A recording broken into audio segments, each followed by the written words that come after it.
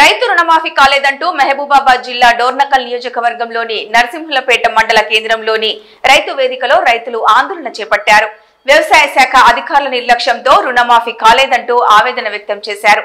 ప్రభుత్వం వెంటనే స్పందించి రుణమాఫీ చేయాలని లేదంటే దశల వారీగా ఆందోళన చేపడతామని హెచ్చరించారు.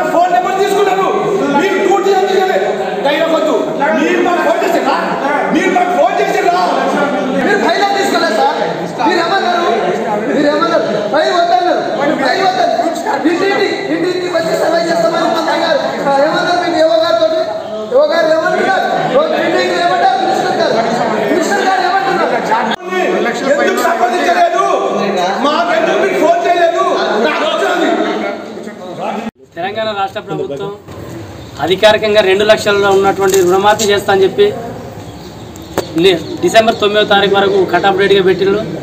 ఇప్పటికీ సంవత్సరం కావస్తుంది.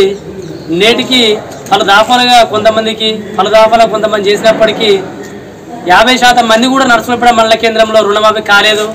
అర్హత ఉండి 2 లక్షల రూపాయలు అర్హత ఉన్నప్పటికీ కూడా 2 లక్షల మందికి 2 లక్షల రూపాయలు రుణమాఫీ కాలేదు. ఇదేమిటని అడిగితే బ్యాంకులు తప్పిదేమన్నా వ్యవసాయ శాఖ తప్పిదని బ్యాంకులు అంటున్నారు.